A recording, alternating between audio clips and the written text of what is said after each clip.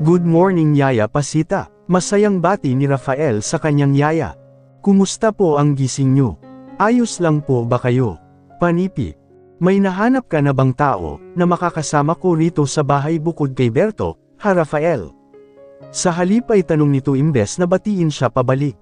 Halata sa mukha mo na wala ka talagang balak maghanap ha. Naghahanap po ako yaya, sagot niya rito kunwari. Araw-araw siya nitong tinatanong kung naghahanap daw ba siya ng taong makakasama nila. Huwag po kayong mainip, dahil totoong naghahanap po ako. Paano, silang tatlo lang kasi ang nandito palagi sa bahay niya. Siya, ang yaya Pasita niya at saka si Mang Berto. Puro may edad na ang mga kasama niya dahil pareho ng senior citizen ang dalawa. Ayaw niya kasi ng masyadong maraming tao rito sa bahay niya, dahil sa panahon ngayon ay mahirap nang magtiwala. Tuldok. Sigurado ka bang naghahanap ka, laging kang nasa bahay ni Xander? Naghahanap po ako yaya, diin niya pa. Ang totoo, ay wala siyang balak maghanap ng makakasama nila, dahil tinutulungan naman niya ito sa gawaing bahay, kapag hindi siya busy sa trabaho niya. Nagpapatulong po kasi ako kay Xander, pati na sa iba pa naming mga kaibigan, kaya lagi po akong nandoon. Wala naman masyadong ginagawa ang yaya Pasita niya dahil hindi niya ito pinaglalaba at pinaglilinis ng bahay niya. May mga tao kasi siyang binabayaran, para maglinis dito sa bahay niya weekly at ganoon din sa paglalaba. Tanging pagluluto lang talaga ang ginagawa ng yaya Pasita niya, dahil ito lang ang pinagkakatiwalaan niya pagdating sa mga ganoong bagay. Sa katunayan nga po niyan, ay mayroon po akong kikitain ngayon para po interviewin Panipi. Sigurado ka, Panipi, para po maniwala kayo, sumama po kayo sa akin. Wika niya, pero sa isip-isip niya ay sana hindi ito sumama sa kanya, dahil mag-iinom siya ngayon, kasama ang mga kaibigan niya. 50 katao po ang, 50 katao, tapos pag uwi mo rito mamaya, yang itlog mo lang naman ang dala mo. Sasabihin mo na naman, na puro may mga sakit ang nag-apply kaya hindi mo tinanggap. Alangan naman kasing iwanan ko to yaya, pilosopo niyang sagot dahilan para suman siya nito ng tingin, kaya napaayos siya ng tayo. At saka, totoo naman talaga na may mga sakit sila base sa medikal nilang daladala. Ikaw ba, gusto mo bang may sakit ang makasama mo rito? Diba, ayaw mo ng ganoon? Panipi. Tama ka, pero, nakapagtataka kasi na. Pinutol niya ito. Siya nga po pala, komportable pa po ba kayo dyan sa tungkod niyo? Yung kama nyo, komportable pa po ba kayo roon? Yang pustiso nyo, hindi pa ba maluwag? Iniinom nyo pa po ba yung binibili kong vitamins sa buto? Yung binili kong gatas para sa buto, meron pa po ba? Pansin ko kasi, parang kumuko ba po kayo, lalo samantalang 75 pa lang naman kayo. Panipi. 75. Inambahan siya nito ng gamit nitong tungkod, kaya napaatras siya habang nanlalaki ang mga mata niya. Nawala tuloy ang gutom niya. Baka nga hindi ka umabot ng 60 dahil sa mga kalokohan mo Nasa lahi namin ang pagiging Kuba kaya, huwag ka nang magtaka. Sa nakikita ko nga sa iyo, mukhang mahihirapan ka pa na maabot ang 50 Panipi. Napa-sign of cross siya. Grabe talaga ang bibig ng yaya niya. Minsan kasi ay hindi na siya natutuwa. Sa lakas mong uminom. Aba, baka hindi ka pa umaabot sa 40 ay may sakit ka na sa atay at bato.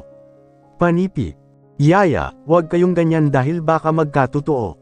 Saad niya, at dahan-dahan nang umupo para makakain na ng almusal. Masama po yan. Nasa Biblia yan. Linggo-linggo pa man din kayong nagsisimba, tapos ganyan kayo sa akin. Hindi na kayo pagpapalain kapag puro mas asama ang lumabas sa bibig niyo, dagdag niya pa na may kasamang pangungonsensya. Kumain ka na nga riyan. Sikmat nito, iinom ka ba ng gatas? Gusto mo bang ipatimpla kita? Hindi na. Sino ba naman ang gaganahang uminom ng gatas kung galit na galit kayo? Magtutubig na lang ako. Huwag kang ang mag-inarte dyan. Siya nga pala, pahingi ako ng pera dahil wala na tayong pagkain. Pupunta kami ni Berto mamaya sa grocery para may makain ka sa mga susunod na araw. Opo. Yaya Pasita is like a mother to him. Natural na lang sa kanila ang ganitong mga pag-uusap. Kahit mas masungit pa ito kaysa sa mga magulang niya ay mahal na mahal pa rin niya ito. Tatawagan ko si Berto para makakain na rin siya. Kapag kay Mang Berto mahinahon ito pero pagdating sa kanya, kulang na lang hambalusin siya nito araw-araw gamit ang tungkod nito. Yaya Pasita, napahinto ito sandali sa paghakbang palabas ng kusina. Bakit, Panipi? Pinagdikit niya ang dalawa niyang hintuturo. May relasyon po ba kayo ni Mang Berto? Panipi. Ikaw ba'y siraulo? Panipi, masama bang magtanong? Malay ko ba kung itinatago niyo lang ang relasyon niyo dahil nahihiya kayo sa akin? Hindi naman malabong mangyari yun dahil araw-araw kayong magkasama eh. Malay ko ba kung may ginagawa na pala kayo kapag wala ako rito? Kahit kubo ang yaya niya ay mabilis siya nitong nalapitan at pinaulanan ng kurot. Yaya, masakit po. Ano po ba ang masama sa sinabi ko? Masama bang maglabas ng saloobin? Ang bait-bait niyo kasi sa kanya tapos pagdating sa akin, kulang na lang patayin niyo ako. Ako ang nagpalaki sa iyo pero parang hindi kita kilala. Inis na sabi nito. Habang kinukulot siya nito ay natatawa siya dahil kahit may edad na ito ay napansin niya na namula ang pisngi nito. Pati yung tao na nagtatrabaho ng tahimik, dinadamay mo. Anak ka ba talaga nina Alejandro at Vivian? Yung mga magulang mo sobrang bait pero ikaw hindi ko alam kung saan ka nagmana dahil kabaligtaran ka ng ugali nila. Santissima ka, wala naman pong masama sa sinabi ko, giit niya. At kung totoo man na may relasyon kayo, hindi naman ako tututol yaya. Nang tingnan siya nito ng masama ay mabilis pa sa 4:00 na umiwas siya ng tingin. Sige na, sunduin niyo na po si Mang Berto para sabay na tayong tatlo na kumain.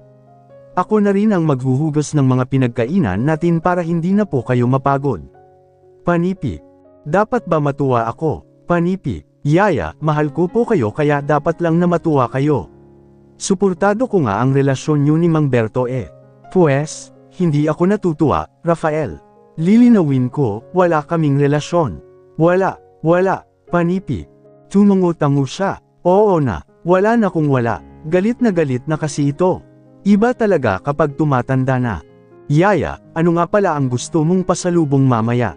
Panipi. Saan ba ang punta mo at tinatanong mo ako kung ano ang gusto kong pasalubong? Akala mo naman sa ibang bansa ang punta samantalang sa inuman lang naman. Umiiwas na po ako sa ganoon yaya. Nakita mo naman, hindi na ako gaanong umaalis pero panay tawag sa akin sina Xander at Miguel. Paano, hindi kasi nila kayang mabuhay na wala ako. Napatitig siya rito nang makita niya na pilit nitong inaabot ang likod nito. Yaya, bakit? Sumasakit ba ang buto mo? Yung bra ko natanggal, mahina nitong sabi kaya napangiwi siya. Ba't natanggal? Itapon nyo na kasi yung mga maluluwag na. Hayaan nyo, bibilhan ko po kayo mamaya. Panipi. Oh, Berto, abay nandito ka na pala. Tatawagan na sana kita eh. Panipi. Napatingin siya kay Mang Berto na bagong dating lang. Nakangiti ito sa yaya niya na para bang may lihim itong pagtingin. Madalas niyang mapansin na kakaiba ang tingin nito kaya talaga namang naghihinala siya. 3 taon na itong nagtatrabaho sa kanya. Ito ang katulong ng yaya niya kapag hindi kaya ng yaya niya ang trabaho. Anong meron Pasita? Makati ba ang likod mo? Tanong ni Mang Berto sa yaya niya. Natanggal kasi ang lock nitong suot kong bra Berto. Pwede mo bang ikabit? Nanlalaki ang mga mata niya habang nakamasid sa dalawa, lalo na nang bahagyang itaas ni Mang Berto ang damit ng yaya niya, para ikabit ang bra nito. What the hell? At dahil ayaw niyang makialam, hindi na lang siya nagbitiw ng kahit isang salita pero sa isip niya, ang daming pumapasok na kababalaghan. Berto, hindi pa ba? Inip na tanong ng yaya niya.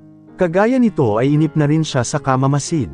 Gusto na niyang maunang kumain pero hindi niya magawa dahil sa dalawang matanda na nasa harap niya. Abay kalahating oras ka na yata sa pagkabit. Pawis na si Mang Berto pero hanggang ngayon ay hindi pa rin ito na ikakabit ang bra ng yaya niya. Nangangalay na ako Berto.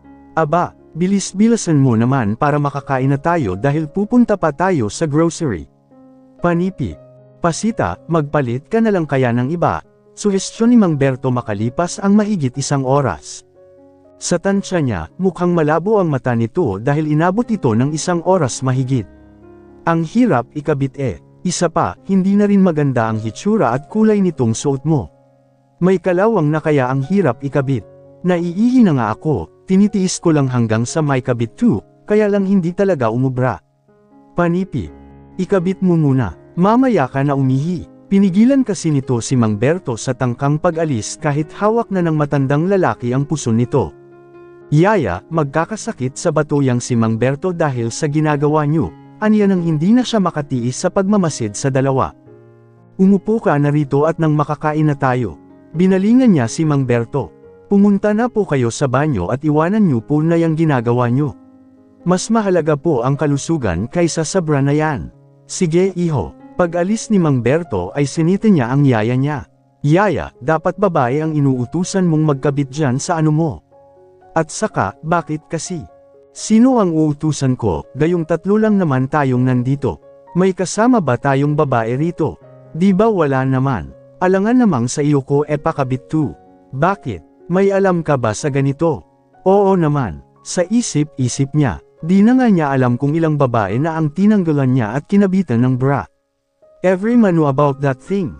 Kaya nga po naghahanap ako Panipi, kailan pa yun? Panipi. Sige na, umupo na po kayo, pag-iiba niya. Wala namang sisilip dyan sa ano nyo kaya kahit hindi na kayo magsuot niyan. Sinenyasan niya ito na umupo na. Umupo na po kayo, mauna ka na. Aayusin ko muna itong bra ko sa kwarto dahil nakakahiya. Pupunta pa naman ako sa grocery mamaya, anito sabay alis. Pag-alis ni Yaya Pasita ay iyon naman ang pagdating ni Mang Berto. Mang Berto, upo na po kayo. Panipi, umupo naman ito. Mang Berto, may nakikita po ba kayong umaaligid kay Yaya Pasita? Gusto niya kasing hulihin kung may relasyon ang dalawa. Biglang nalukot ang mukha ni Mang Berto. Halatang nagtataka, naguguluhan, nagulat at nag-isip. Halo-halong emosyon kahit simple lang naman ang tanong niya. Mang Berto, ba't parang hirap na hirap po kayo sa tanong ko? Meron o wala lang naman po ang sagot sa tanong ko. Panipi. Bakit? Panipi. Ano pong bakit? Panipi. Luminga-linga ito sa paligid. May napansin ka bang kakaiba kay Pasita nitong mga nakaraang araw? Panipi. Kayo nga po ang tinatanong ko dahil madalas akong wala dito sa bahay Tumango-tango ito, parang meron nga, nang makita nito na papalapit si Yaya Pasita ay umakto ito na nagsasandok na ng pagkain kaya yumigkas ang kilay niya. Aalis na kami ni Berto, paalam ni Yaya Pasita sa kanya. Baka matagalan kaming dalawa, kaya wag kang tatawag. Tumingin ito sa suot nitong relo. Gagabihin na siguro kami kaya kapag nagutom ka, kumain ka na lang dyan. Panipi. Nagtataka man ay tumango siya. Grocery lang ang pupuntahan, tapos aabutin ng gabi, samantalang 10:00 pa lang naman ng umaga. Imposible naman na abutin ito ng gabi sa grocery store, maliban na lang kung may gagawin ito at saka si Mang Berto. Nakadagdag pa sa pagtataka niya, yung pag-aayos nito. Nakapustura kasi ito ngayon na hindi naman nito ginagawa dati. Hindi ko po kayo tatawagan, dahil aalis din ako, at baka gabi na rin ako makauwi Yaya, aniya. Ingat po kayo ni Mang Berto. Hawakan niyo pong mabuti ang wallet niyo, dahil baka madukutan po kayo. Panipi. Oo naman. O siya, mauna na kami. At naglakad na nga ito palabas. Iho, alis na kami, paalam naman ni Mang Berto. Babalitaan kita kapag may napansin akong kakaiba kay Pasita. Sige po, Panipi. Sige na, aalis na kami. Panipi. Ingat po kayo sa pagmamaneho Mang Berto. Dahan-dahan lang po, bilin niya. Umuwi po kayo agad. Si Yaya, iuwi niyo po agad. Panipi. Tumango ito at tahimik nang umalis. Nang makaalis ang dalawa, ay inihanda niya ang motor niya, dahil balak niyang sundan ang mga ito. Hindi pa man siya nakakasakay ay biglang tumunog ang cellphone niya. Nang tingnan niya ang cellphone niya, ay napaismid siya nang makita niya na si Xander ang tumatawag. Ang kaibigan niyang masasabi niyang mabait, pero may kaunting kabobohan. Ano na naman kayang problema ang ipapasa nito ngayon sa buhay niya? Sa lahat ng mga kaibigan niya, ito lagi ang may maraming problema. Hindi niya alam kung saan nanggagaling ang mga problema ng lintek na ito, dahil kada linggo yata ay iba-iba ang pinuproblema ng taong ito. Ano na naman? Pasigaw niyang bungad nang pindutin niya ang answer button. May ginagawa ka ba ngayon? Panipi. Meron. Pwede bang pumunta ka muna dito sa bahay ngayon? Panipi. Busy ako. Panipi. Iwanan mo na muna yan. Pumunta ka muna rito dahil kailangan kita rito ngayon. Panipi. Bukas na lang dahil may importante akong gagawin ngayon. Panipi. Hinahanap ka ni Sandro, anito? Iyak ng iyak at ayaw huminto. Panipi. Pambihira. Sariling anak hindi mapatahan. Aanak-anak tapos hindi kayang alagaan. Dalian mo na. Magpakita ka lang sa kanya. Umuwi ka na lang kapag huminto na siya sa pag-iyak. Panipi. Nasaan ba ang asawa mo? Panipi. May binili lang sa labas. Panipi. Edi sundan mo. Anak ng, bakit ba hindi mo bilhan ang iyong mga anak ng ice cream o candy? Hindi mo ba ginagamit ang iyong isip ha? Dude please. Ayaw ni Sandro lumapit sa kahit sinong tao rito kaya hindi ako makakilos ng maayos. I have dysmenorrhea today and that's the reason why I can't take care of him. Napabuga siya ng hangin bago pinatay ang tawag. Hindi na rin niya ito sinagot pa. Napatingala siya sa langit. Paano siya mag-aasawa nito, kung lahat ng kaibigan niya ay umaasa sa kanya? Paano niya pa susundan sina Yaya, Pasita at Mang Berto, kung tinawagan na siya ng kaibigan niya? Pagdating niya sa bahay ni Xander, ay pabaalya niyang binuksan ang gate kaya nagulat ang gwardya. Ganoon din ang ginawa niya sa main door, kaya pati ang kambal ay nagulat sa ginawa niya. Ang mukha ni Sandro ay puno ng sipon at luha. Naghalo-halo na dahil sa kaiyak, samantalang ang magaling nitong ama ay nakatuwad sa ibabaw ng sofa habang nakahawak sa tiyan nito. Ninong, tawag sa kanya ni Sandro at patakbo siyang nilapitan. Hey, punasan mo muna yung sipon mo bago ka lumapit sa. Bago pa man niya matapos ang sasabihin niya, ay yamakap na ito sa kanya at ikiniskis pa ang mukha nito sa suot niyang pantalon at pagkatapos ay tiningala siya nito. Ninong, Panipi, what? Can you get some tissue and wipe your effang? Nakalimutan niyang bata pala ang kausap niya, kaya pinakalma niya ang sarili niya. Naligo ka na ba? Marahan niyang tanong habang may pilit ng ngiti na nakapaskil sa pagmumukha niya. Hindi pa po, Panipi, dude, I'm glad you're here, nang hihinang sabi ni Xander sa kanya. Kanina pa yan umiiyak at ayaw tumahan. Panipi. Napangiwi siya sa tuwing magagawi ang mga mata niya kay Sandro. Kaunti na lang ay masusuka na siya dahil nakakain na nito ang sipon nito. Nasaan ba ang asawa mo? Yung mga kasama niyo rito sa bahay, nasaan ba? Tanong niya sa kaibigan niya. Ayaw nga niyan lumapit sa iba, sagot ng kaibigan niya. Ni isa sa mga kasama namin dito ay ayaw samahan ni Sandro. Pwede bang paliguan mo muna yan, tapos pakainin mo na rin, at saka patulugin? Panipi. Bakit ako? Sarili kong ang buhay nahihirapan pa akong alagaan, tapos mag-aalaga pa ako ng iba. Wala akong alam dito Valderrama. Panipi. Itapat mo lang sa shower tapos sabunin mo na, sabi nito. Bilasan mo na. Pagagalitin kasi ako ni Samantha kapag naabutan niyang ganyan ang hitsura niyan. Makakabawi rin ako sa iyo balang araw. Makakabawi, panggagaya niya sa sinabi nito. Kahit hindi ka na bumawi, basta wag mo lang akong istorbohin palagi. Sige na, pakiusap nito kaya naawa siya ng kaunti. At dahil wala talaga siyang alam sa ganito ay agad na sumagi sa isip niya na tawagan si Miguel. Siguradong hindi siya matitiis ng lalaking yun kapag sinabi niyang may sakit siya, o ano. Bungad palang mukhang iba na ang pahiwatig. Narinig rin niyang nagkakalampagan ang mga bakal mula sa kabilang linya. Mukhang magde-deliver ito ng bakal. Miguel, ang sakit ng katawan ko at nasusuka rin ako, aniya sa mahinang boses. Napalingon tuloy sa kanya si Xander. Pwede mo ba akong puntahan ngayon? Panipi. Mamaya na lang pag-uwi ko. May deliver ako sa Bulacan Panipi. Kunwari ay umubos siya ng sunod-sunod na para bang may tuberculosis siya. Marami naman itong tauhan, kaya kahit istorbohin niya ito ngayon, ay hindi naman ito malulugi. Uminom ka na ba ng gamot? Panipi. Umubos siya ng malala kaya napatitig na sa kanya sina Sandro, Sandra at Xander. Hindi pa nga Kanina pa ako hirap na hirap. May sakit ka na yata sa bato Magpa-ultrasound ka. Ipa-ultrasound mo yung kidney mo dahil baka sira na yan. Walang silbi talaga ang lalaking to. Hindi man lang maasahan kahit na kaunti. Bibilhan kita ng apple cider mamaya saka lemon. Oo, bumili ka tapos lagukin mo sa harapan ko. Ano naman kayang gagawin niya sa mga iyon? Sira ulo ka, hampasin kita ng bakal Ninong, I'm hungry na, sabi ni Sandro, habang hinahatak-hatak ang damit niya, kaya sinenyasan niya ang isa sa mga kasambahay na ipagluto ito ng pagkain. Ninong ayaw ko siya, ikaw gusto ko, Panipi. Hindi ka pa ba kumakain simula kanina?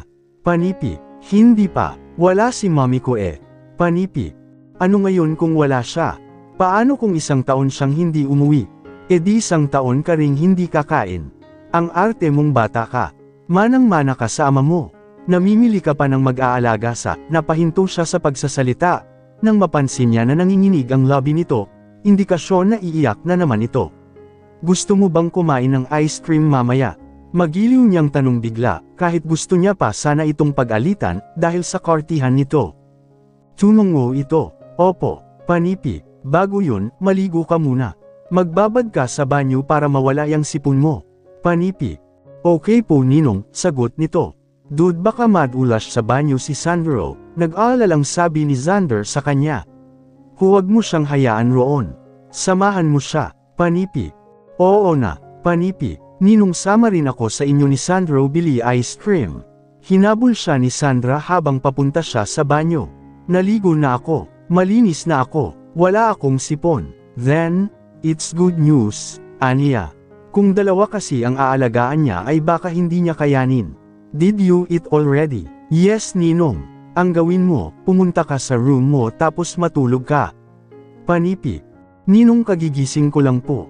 Panipi. Matulog ka ulit Sandra. Tulog lang ng tulog para lumaki na, aniya rito. Ayaw ko na matulog. Sakit na mata ko eh. Panipi. Pilitin mo pa rin. Panipi. Ayoko nga tulog eh. Mocktoll nito, habang may bitbit itong stuffed toy. Sakit na mata ko. Panipi. Maya-maya pa, ay nagulat siya nang pagsusuntukan nito ang stuffed toy na bitbit nito, at pagkatapos, ay inihagis ito sa di kalayuan tapos binugbog na naman. God! Ano bang klaseng pamilya ang binuo ng kaibigan niya? Hey stop! Lalabas ang laman niyan sa loob Sandra. Panipi. Marami akong ganito ninong. Practice lang ako para bukas, malakas na ako, sabi nito, at patuloy pa rin sa ginagawa kaya hinayaan na niya ito. Hindi naman siya dapat mamroblema, dahil hindi naman siya ang bumili ng bagay na ginugulpi nito ngayon. Iikli ang buhay niya, kapag pinansin niya ng pinansin ang mga nangyayari sa paligid niya. Ninong sakit puwet ko, sigaw ni Sandro mula sa loob ng banyo kaya mabilis niya itong pinuntahan, at pansamantala munang iniwan si Sandra sa ginagawa nitong kalokohan. Ninong sakit na, pagpasok niya sa loob ng banyo ay halos bumaliktad ang sikmura niya. Ang alin ba? Tanong niya rito habang takip-takip niya ang ilong niya gamit ang suot niyang damit. Kahit natatakpan na ang ilong niya, ay tumatagos pa rin sa ilong niya ang amoy ng dumi nito. Ito pa naman ang pinakaayaw niya. Puwet ko, panipi, bakit sumakit? Panipi, ayaw labas, panipi. Ang alin? Panipi, fuko po, panipi. Umupo siya at sinilip ng bahagya ang puwet nito, kahit kanina pa siya nasusuka. Sobrang sakit na ninong, panipi. Lalabas din yan Sandro. Imposibleng hindi yan lumabas ngayon, saad niya. Tagal niya lumabas ninong. Paulit-ulit siyang bumuga ng hangin, at ipinapaalala sa sarili na bata ang nasa harap niya. Kung nagkataon na matanda ito, ay baka kanina pa sila nagpapatayan dito sa loob ng banyo.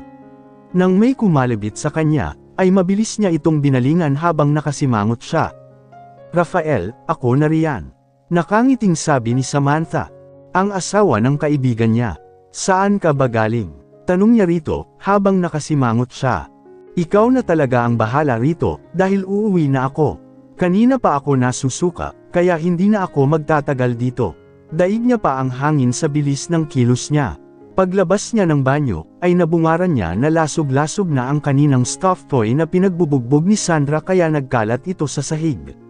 Mababaliw talaga siya kapag hindi pa siya umuwi. Kaya para hamaba pa ang buhay niya ay umuwi na siya agad at hindi na siya nagpaalam pa.